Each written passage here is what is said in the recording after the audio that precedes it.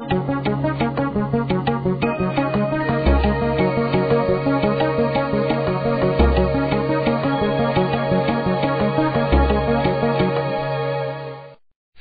I want you to do is imagine for a moment that you're going to tell Jesus your story. Your life story.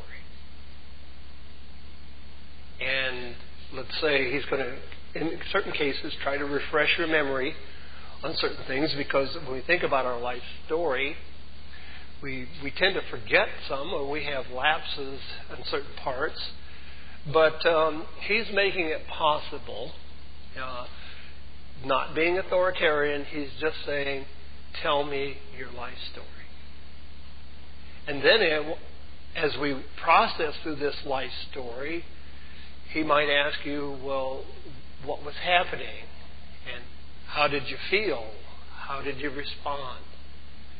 And in that process, you're going to also be able to, let's say, give him reasons. Say, well, why did you do that? Now, think about some of your life story and think about some of your whys and wherefores for what you did. Why did you have the number of children that you had? How did you treat them? Why did you treat them that way?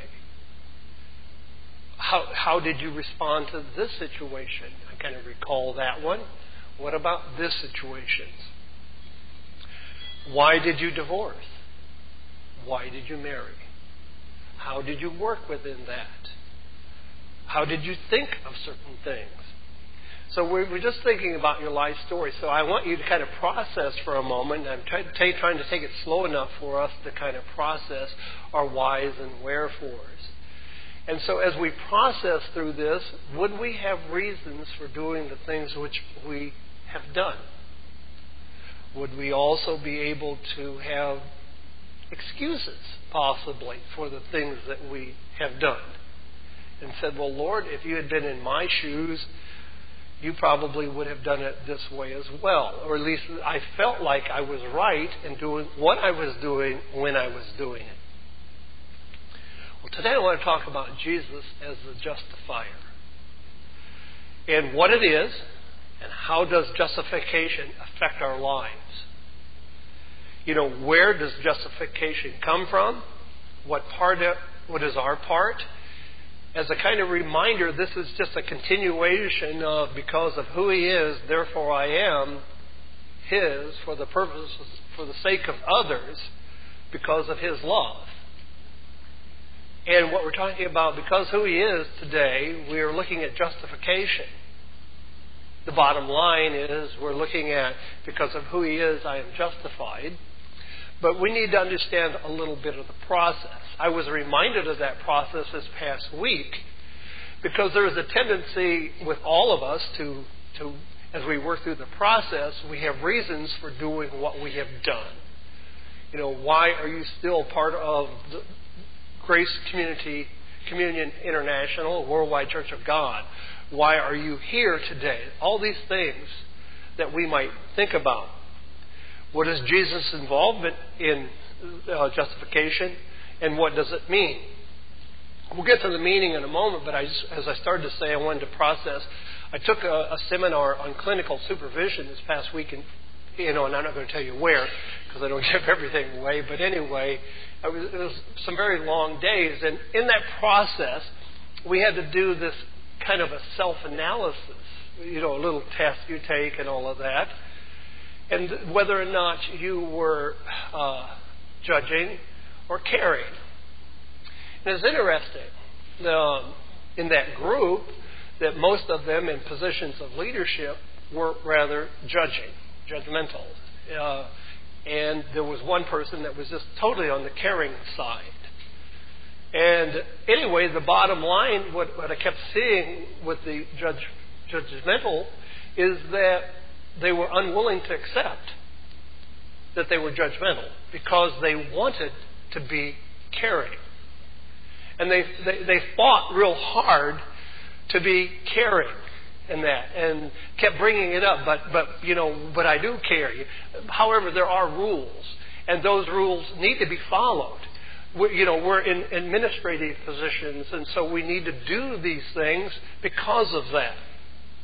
So it was this constant struggle, and actually it became a little bit funny as I processed through that and began to look at that. I found that myself at the end of it, they also did this other thing on how you learn.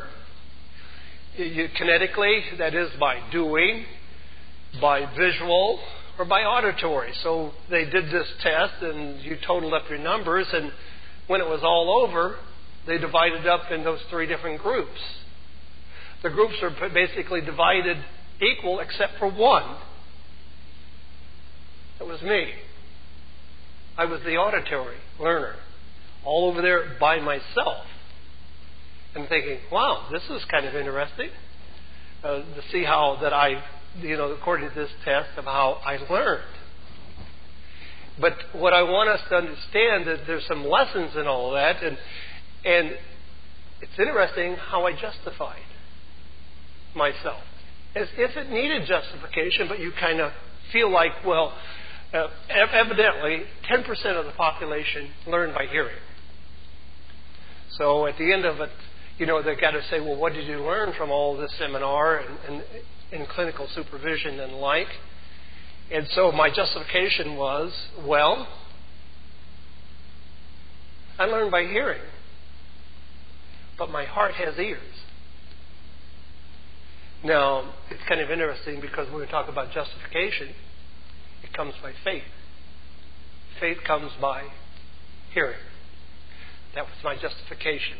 But it isn't about me, but that's how easy it is to slip into justification. Because you kind of feel good about it, and it makes you feel better. I just want us to understand this as we kind of process and we begin this process. So what is the meaning of justification? It means to pronounce or to accept or to treat as just and not liable. You're no longer liable for things that you would have been otherwise. Now, God pardons and accepts believing sinners. The judging, the caring. This is a difficulty that people have, that God can pardon and accept believing sinners. Now, why do I say that? Well, Psalms tells us about it, and it's nothing new with God. Though we see it as we process through life, we see it a little differently, and we begin to understand it more fully. For example, that we know that God accepted David. David, obviously had a sin which he repented of. He comes back before God, and we see that. But in Psalms 32, this is the way God puts it in this psalm. But the psalmist David writes, "Blessed is he whose transgressions are forgiven and whose sins are covered." I think as we move on forward in the understanding of God and the forgiving of sins, they're more than covered. But they are covered in a different way than sweeping it under the rug, which is sometimes what we tend to do in justification. We tend to sweep it under the rug as opposed to have it covered with what is the only thing that can cover our sins. Blessed is the man whose sin the Lord does not count against him, and in whose spirit is no deceit. When I kept silent, my bones wasted away, though my groaning all day long. Through my groaning all the day long. For day and night your hand was heavy upon me, and my strength was sapped as the heat of the summer. Then I acknowledged my sin to you, and it did not cover up my iniquity. I said, I will confess my transgressions to the Lord, and you forgave me and the guilt of my sin. So he finds here that he acknowledges his sin.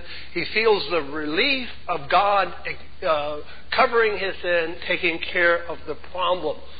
Feeling the blues today, or tired of life already? Do you have questions about life, or need spiritual advice? We can help. Log on to worldwidechurchofgod.com or wcgfairfield.blogspot.com and stay connected to reality. The Worldwide Church of God in Fairfield, Santa Rosa, and Modesto are located in the San Francisco Bay Area, regarded as the most prosperous region in the United States. We believe Jesus Christ when he proclaimed in Matthew 6:24 that serving God is more important than serving mammon. We welcome everyone to come and worship and fellowship every Saturday at the times listed on your screen and on our website, worldwidechurchofgod.com.